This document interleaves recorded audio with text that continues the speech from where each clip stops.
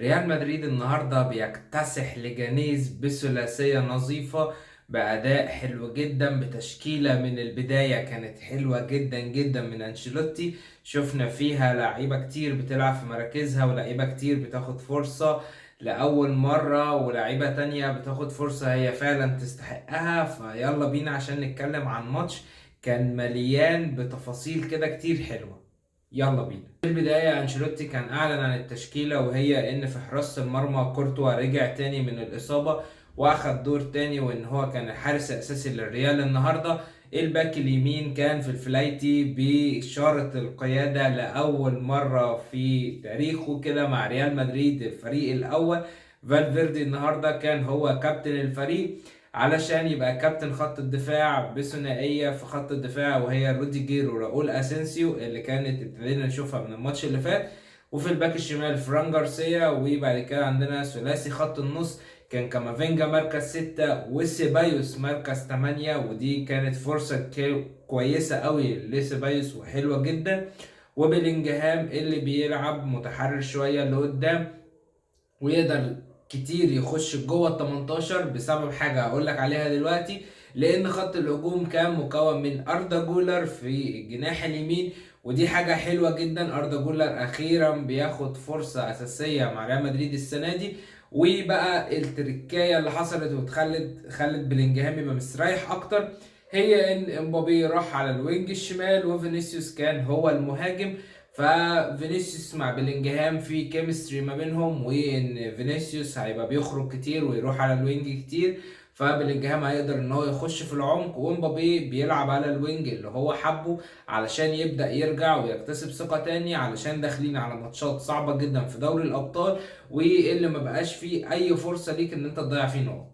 واللعيبه بتاعتنا كده ابتدت الماتش بشويه ترقيصات وحركات. امبابي بيعمل كعب وترقيصه رايقه كده قوي من بدايه الماتش، ويقول لك قد ايه هو كان مبسوط، وبيرد عليه اردا جولر برضه بترقيصه خياليه ياخد الواد كده كوبري عالمي.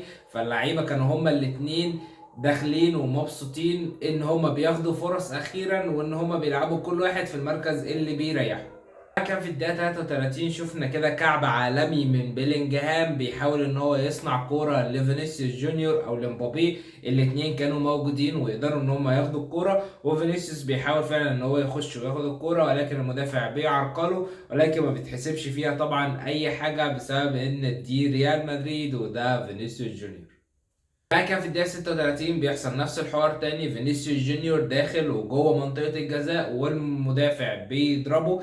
شفنا فينيسيوس جونيور بيحط رجله قدامه علشان ياخد الكرة ويبدأ ان هو يلف بيه، ولكن المدافع دخل شاط رجل فينيسيوس، وباينة جدا في الإعادة البطيئة للكرة. يعني في أول إعادة هتحس إن فينيسيوس لا هو اللي حاطط رجليه والمدافع غصب عنه بيخبط فيها، ولكن بعد كده بالإعادة اللي كانت بالبطيء هتلاقي ان المدافع هو اللي راح لرجل فينيسيوس، ولكن برضه طبعا ما اتحسبتش. بعد كده في الدقيقة 38 شفنا فاول بيقدر ان هو يتحصل عليه اردا جولر وعشان يسدد الكورة ويطلق صاروخية من اقدامه، ولكن للاسف الحارس بيتصدى ليها وما بتبقاش هدف، وكانت هتبقى جون حلو قوي لاردا جولر ان هو في اول ماتش كده يلعبه اساسي السنة دي مع الفريق الاساسي، يعني ان هو يسجل هدف ومن فاول، ولكن للاسف اتصدى. بعد كده في الدقيقة 43 شفنا ضغط عالي من ريال مدريد، الحاجة اللي بقت بتطبق في آخر ماتشين حلو جدا.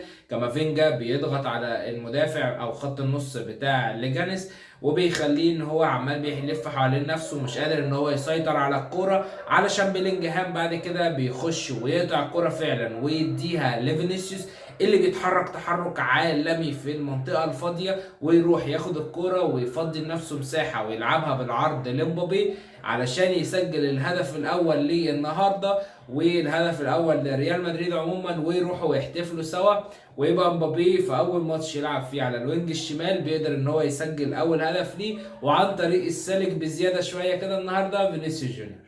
وبينتهي الشوط الاول على كده لريال مدريد بنتيجه 1-0. النتيجه كانت كويسه، شفنا شوط اول حلو، امبابي بيلعب في المكان اللي مستريح فيه، واردا جولر بيلعب في المكان اللي مستريح فيه، فالفيردي عامل اداء عالمي، سيبايوس عامل اداء حلو جدا في خط النص، بلينجهام مستريح ان هو بيقدر يزيد وعليه واجبات هجوميه وواجباته الدفاعيه كانت اقل بكتير في الماتش ده، بسبب ان كامافينجا كان بيلعب 6 وسيبايوس كان هو اللي واخد دور بلينجهام يعني في الماتشات اللي فاتت اكتر. فكان هو مستريح، فران جارسيا واخد حريه، وان هو بيلعب مكان فيرلاند مندي فواخد الجبهه الشمال رايح جاي احسن بكتير جدا جدا من فيرلاند مندي. بعد كده في الدقيقة 48 نشوف كورتوا بيحاول ان هو يرقص المهاجم كده في كرة بتوقع قلبنا كلنا لان النتيجة لسه 1-0، ولكن الحمد لله ربنا بيستر والكرة بتطلع بره والمهاجم ما بيقطعهاش ويسجل هدف. بعد كده في الدقيقة 62 شفنا بيلينجهام بيخش وبيحاول ان هو يرقص اللعيبة ويرقص واحد والتاني والتالت، وفي الاخر يجي المدافع يشنكله كده في رجليه، ولكن بيلينجهام بيحاول ان هو يكمل في الكورة علشان بعد كده المدافع يعني ما يوقفوش بس الشنكلة ويروح شدده كمان من ايديه، والحكم طبعا ما يحسبش فيها اي حاجة لا اللي جوه ولا اللي بره. بعد كده كان معتاد في الفترة الأخيرة والاعتياد الحلو جدا في الدقيقة 65 فاول لريال مدريد، سيبايوس بيبصيها لأردا جولير اللي بيثبتها لفالفيردي واللي يخش ويطلق صاروخية قذيفة من رجله، قذيفة أرضية بقى مش عالية، علشان تخش تعلن عن الهدف الثاني لريال مدريد. وحاجة كانت فرحتني جدا لأن أنا كان نفسي أشوف فالفيردي بيسجل هدف وهو بشارة قيادة ريال مدريد النهاردة، والحمد لله بيقدر ان هو يعملها. وبعد كده بنشوف احلى احتفالية جريدي بين اللعيبة ما بين فالفيردي وروديجير وبقية اللعيبة كلها، وكانت احتفالية حلوة جدا واجواء حلوة جدا بين اللعيبة. بعد كده في الدقيقة 75 شفنا تبديلة الأول لريال مدريد وهي بنزول إبراهيم دياز مكان أردا جولير. كما كنت متوقع في الماتش إن أنشيلوتي مش هيعمل أي تبديلات في الماتش طول ما هو 1-0، وهيستنى ان هو يجيب التاني علشان يبدأ يعمل التبديلات، وفعلا ما فاتش كتير قوي على الهدف التاني ونلاقيه بينزل ابراهيم دياز مكان اردا جولير، علشان يعني هي تبديلة مكان بمكان يعني او مركز بمركز يعني، ولكن انشيلوتي استنى عليها كتير قوي. بعد كده في الدقيقة 81 امبابي بيمارس هوايته المفضلة في تضييع الأهداف، وبرضه بيضيع هدف كان اسيست من فينيسيوس جونيور حلو قوي بوش رجله، مودي امبابي انفرادة من نص الملعب تقريبا، ولكن امبابي بيضيعها للأسف كعادته مؤخرا يعني. علشان على طول بعدها بدقيقتين نشوف امبابي خارج ونازل مكانه لوكا مودريتش، وشفنا الملعب كله بيسقف للوكا مودريتش، وكان الملعب كله فرحان بنزول لوكا مودريتش لأرضية الملعب، والملعب كله حرفيا كان قاعد بيسقف وبيهتف للوكا.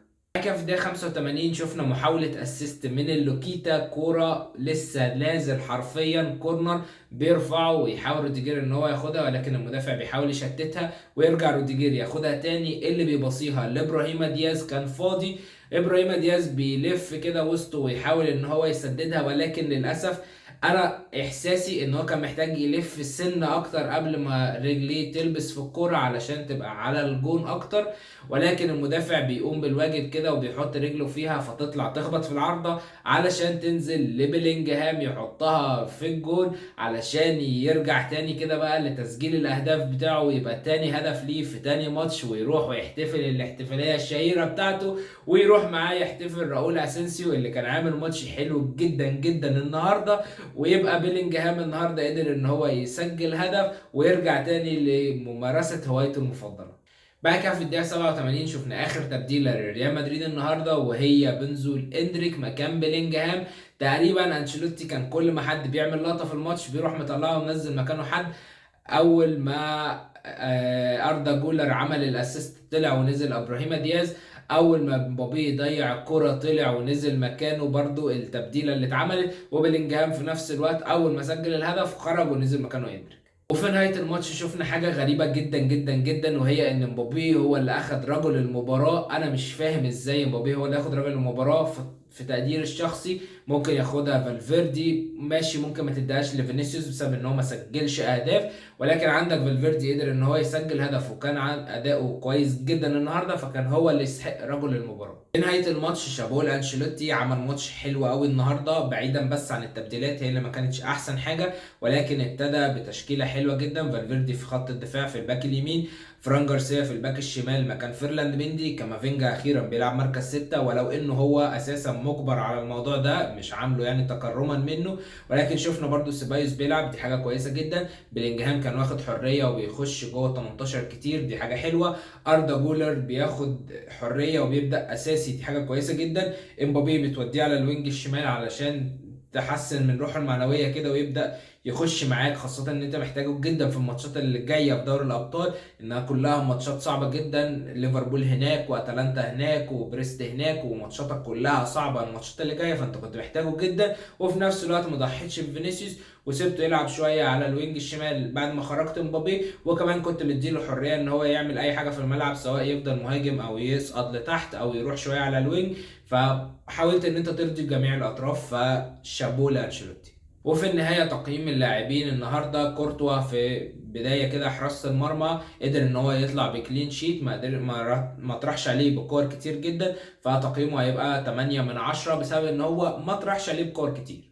بقى كان نروح للاثنين مدافعين، هناخدهم هما الاثنين كده مره واحده: روديجير وراؤول اسينسيو. الاثنين النهارده كانوا كويسين جدا، خاصه راؤول اسينسيو اللي عامل اداء حلو جدا، ومقارنه بان هو اول مره يلعب تقريبا مع ريال مدريد كاساسي، او مش تقريبا، هو فعلا اول مره يلعب مع ريال مدريد كاساسي، ولسه بيبدا كده يشق طريقه مع الريال. فحلو جدا منه، شال كور كتير النهارده سواء هو او روديجير، فهما الاثنين تقييمهم النهارده 8 من 10. بعد كده نروح للباك الشمال عشان نسيب البونبونايه كده في الاخر: فران جارسيا النهارده برده كان اداؤه حلو جدا، بينسيك العته والقرف اللي فيرلاند مندي بيقعد يعمله طول الماتشات اللي بيلعبها. ففران جارسيا كان حلو قوي النهارده، سواء هجوميا سواء دفاعيا. طلع زاد في كوره كانت حلوه قوي، ولكن للاسف المدافع التاني عمل لها بلوك. ولكن فران جارسيا اجماليا حلو ويستاهل 8 من 10. وفي نهايه خط الدفاع اهم لعيب في الفريق فيدي فالفيردي، اللي كان كابتن الفريق النهارده، واللي كان احسن لاعب من وجهة نظري في الماتش، اللي سجل هدف وهدف عالمي بالنسبه لي. انا بحب اللاعب جدا، ففيدي النهارده كان حلو جدا وعامل اداء حلو، قدر ان هو كمان يسجل هدف. وتقييم الشخصي ليه ان هو بعد كل الاحصائيات هبقى انزلها لك كده، ان هو عمل تمريرات صحيحة كتير، او ان هو عمل تدخلات ناجحة كتير، او حتى قدر ان هو يخلق فرص. فالفيردي النهارده كان حلو جدا ويستاهل تقييم 9.5 من 10.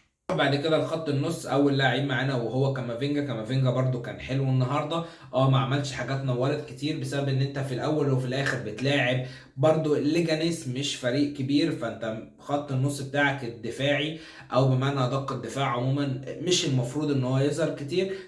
فكامافينجا كان حلو النهارده ويستاهل 8 برده من 10. ونروح بعد كده لسيبايوس، اللي كان عامل اداء النهارده حلو وكان احسن من المتوقع منه. سيبايوس النهارده كان كويس سواء في هجوميا او في دفاعيا، فهيستاهل 8.5 من 10. ونروح بعد كده لاخر لاعب في خط النص وهو بيلينجهام. بيلينجهام اللي هو قدر النهارده يسجل هدف ويرجع تاني لتسجيلات الاهداف كده، والهدف اللي هو سجله ده كان هدف بدماغه، وده اول هدف لريال مدريد يتسجل بالراس السنه دي. شوف بعد كام ماتش ما سجلتش ولا هدف بالراس، دي مشكلة ان انت مش عارف تستغل العرضيات او الركنيات كويس، يعني ان انت مش قادر تستخدمها كويس، فدي حاجة وحشة. كان الاول عندك خوسيلو، ولكن هي دي ضرر ان انت بتبيع المهاجم الصندوق اللي عندك، لان انت بتحتاجه في ماتشات كتير. فده اول هدف لريال مدريد بالرأس. فبيلينجهام النهارده كان كويس ويستاهل تقييم 9 من 10. ونروح بعد كده لاردا جولير. اردا جولير اللي كان حلو قوي النهارده ورايق وعامل ترقصات حلوه كتير جدا، ولكن انا بصراحه كانت الاكسبكتيشن عندي منه اعلى بكتير قوي من اللي هو كان عامله النهارده، بسبب اللي بشوفه مع تركيا او اللي بشوفه لما بينزل من على الدكه. فكنت متوقع منه اداء احسن من كده بكتير، ولكن في الاخر هو خرج من الماتش عامل اسيست، وكان ممكن يسجل هو الهدف اللي مبابي سجله. فاردا جولر كان حلو، ولكن للاسف كان اقل من اللي انا متوقعه منه، ولكن عشان انا هو مخليني اتوقع منه كتير، فتقييمه النهارده كان 8.5 من 10. ونروح بعد كده لمبابي، واللي اخد رجل المباراة النهارده، اللي قدر ان هو يسجل هدف ولكن برضو ضيع هدف، وكالعادة بتاعته في ممارسة هوايته المفضلة في الاوفسايد في اول الماتش برضو راح وسجل هدف، ولكن كان متسلل. فانا الموضوع ده مستفزني جدا، ان انت حتى مش بتبقى ورا المدافع اللي قدامك، يعني انت المدافع اللي قدامك اللي انت شايفه انت مش وراه. يعني انا مش فاهم اقول لك ايه بصراحه. انت مش قادر يعني. احنا لسه امبارح كنا بنتكلم على ان هوجو دورو مهاجم قيمته السوقيه مش معديه ال 40 مليون مثلا حتى في فالنسيا. قطع امبارح بالعرض كوره حلو جدا، وغطى الاوفسايد واستنى الباصه وكان عالمي. انا مش فاهم ما بتعملش كده ليه؟ المفروض تبقى مركز اكتر. فتمام يعني، ولكن في الاخر سجل هدف وكان كويس النهارده، وراح بكور كتير ويستاهل 9 من 10. ونروح لفينيسيوس جونيور النهارده اللي كان سانتا وعمال بيوزع هدايا كده على اللعيبه، لكن هو ما سجلش هو نفسه. فتقييمه النهارده هيبقى 9 من 10، لان هو ما قدرش ان هو يسجل الاهداف اللي هو متعود عليها او حتى اسيستات كتير. قدر ان هو يعمل اسيست لمبابي ووداه في كرة تانية، ولكن مبابي ضيعها للأسف. فتقييم فينيسيوس النهارده هيبقى 9 من 10. بس كان كل فيديو النهارده. اعمل لايك وفولو عشان تشوف كل جديد عن فيفا، عن الكورة، عن الفانتسي. سلام.